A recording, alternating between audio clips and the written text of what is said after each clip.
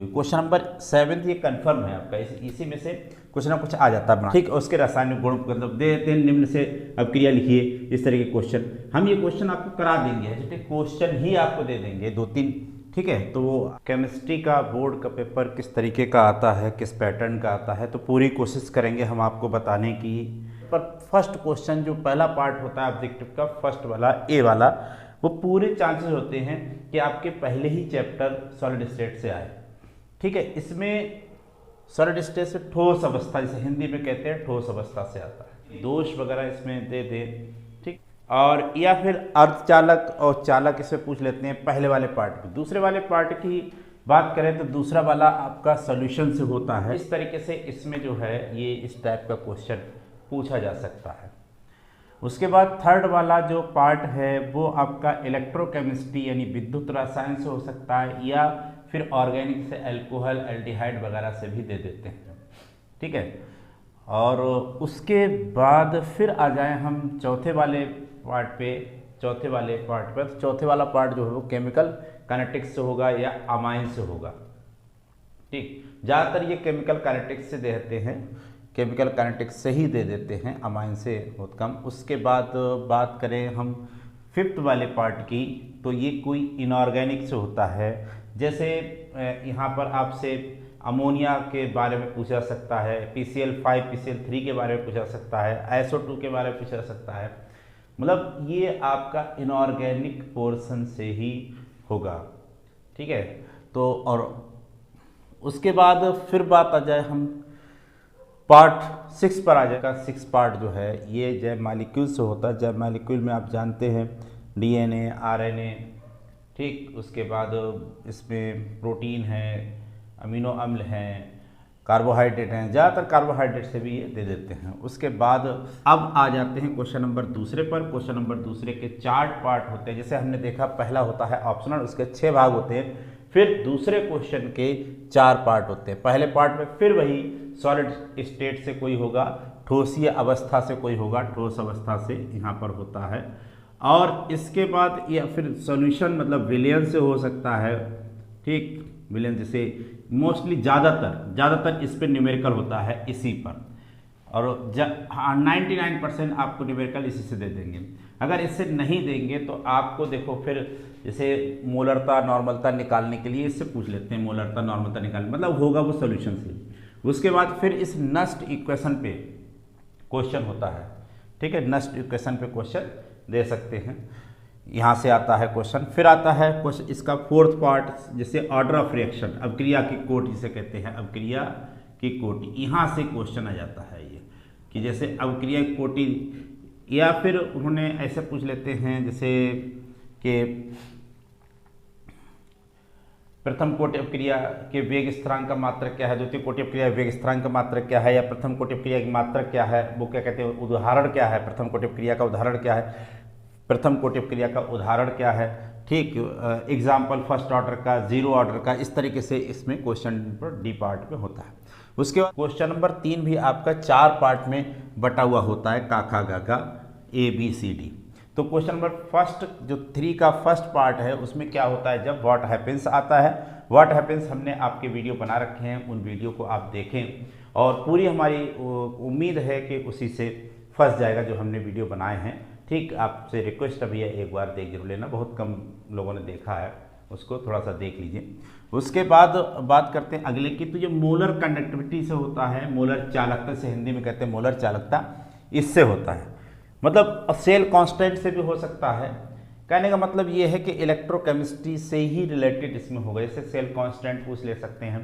ठीक, मोलर चालकता पूछ लेंगे, तुल्यांक चालकता पूछ लेंगे, या दोनों रिलेशन लिख लेंगे दे देंगे, या इस पर न्यूमेरिकल भी दे देंगे। तो इस तरीके से इसमें क्वेश्चन होता है।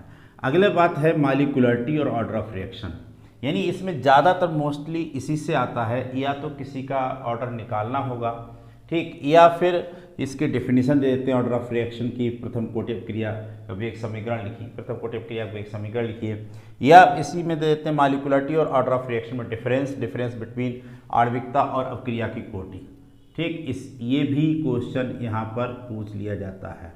ठीक, तो उसके बाद ये जो आपका 4th है, 3rd का 4th, ये विलियन से यानी ये विलयन से ही आता है।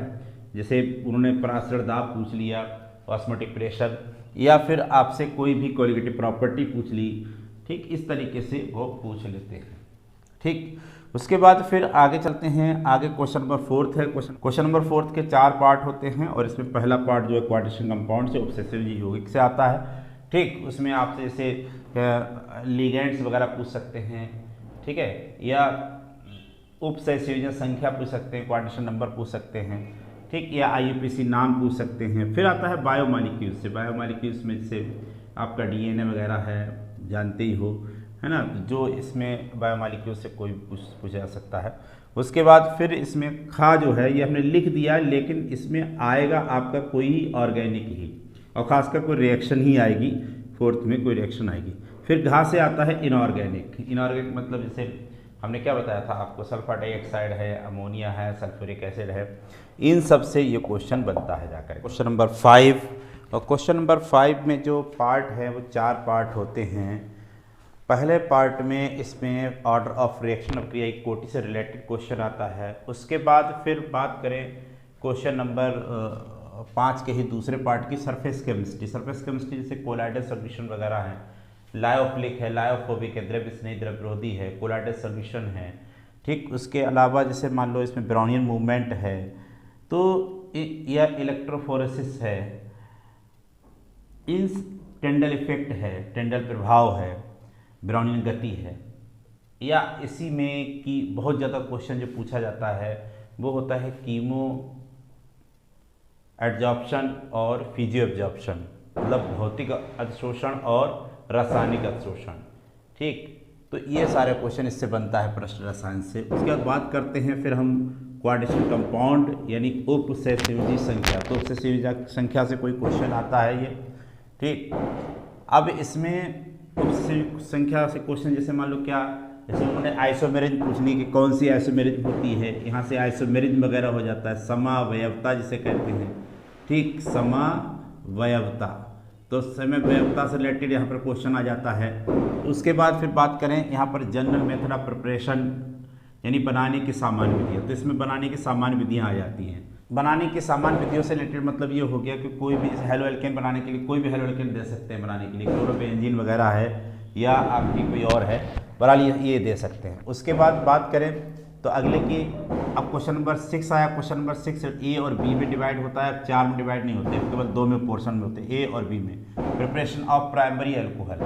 अब ये प्राइमरी अल्कोहल की बात करें, जैसे प्राइमरी अल्कोहल है, इसके बनाने की विधि और उसके रासायनिक गुण से रिलेटेड क्वेश्चन यहाँ पर आ जाता है। यानी प्राथमिक अल्कोहल बनाने की विधि लिखिए और उसके रासायनिक गुण।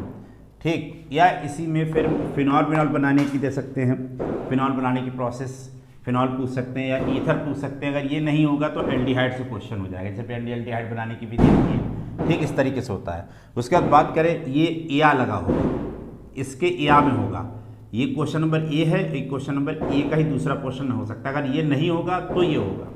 ठीक है, अगर ये उन्होंने अल्कोहल पहले पूछ लिया तो फिनॉल नहीं पूछेंगे, तो वो ईथर या एल्डिहाइड पूछेंगे।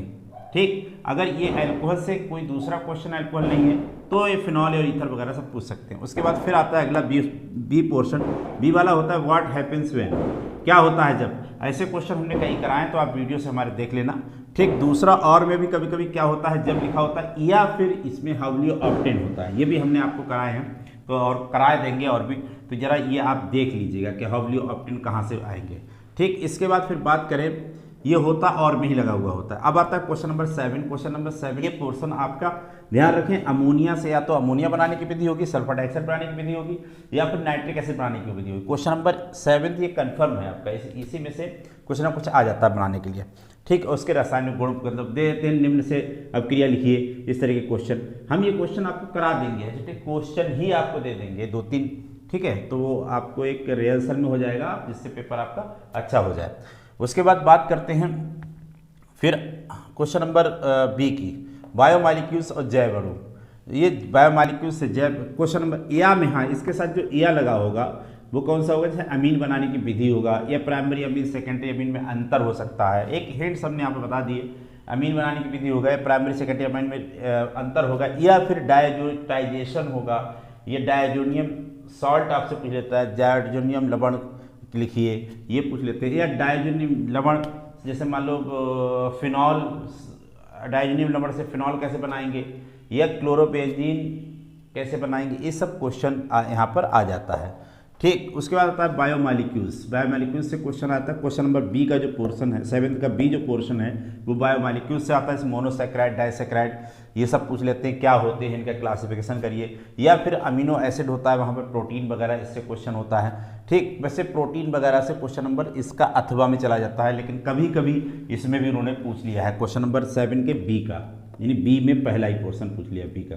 ठीक, तो इससे आ सकता है। अगर अथवा में लगा हुआ हो सकता है, जैसे मान लो वो यहाँ पर आपको देते हैं बायोमॉलिक्यूल, जैसे उन्होंने कह दिया कि ग्लूकोज, बी वाला पोर्शन कह दिया उन्होंने, ग्लूकोज के सिद्ध कीजिए ग्लूकोज में एल्डिहाइड होता है, या सिद्ध कीजिए ग्लूकोज में 5 OH समूह होते हैं। तो आपका ये जो आपका जो प्रोटीन और अमीनो एसिड है, ये अपने आप में अथवा में आ जाएगा। तो कहने का मतलब ये है कि बी में 2 पोर्शन होते हैं, या तो ये होगा, इतना पोर्शन होगा ये वाला, कि जैसे उन्होंने मोनोसैकेराइड, डाइसैकेराइड, ट्राइसैकेराइड के बारे में पूछ लिया, उनका क्लासिफिकेशन पूछ लिया है, वो क्या होते हैं ये पूछ लिया। या फिर आपसे वो अथवा में लगा होगा कि ग्लूकोज के 5 OH समूह होते हैं, सिद्ध कीजिए। ठीक है, ये ज्यूटर आयन वगैरह पूछ लिया।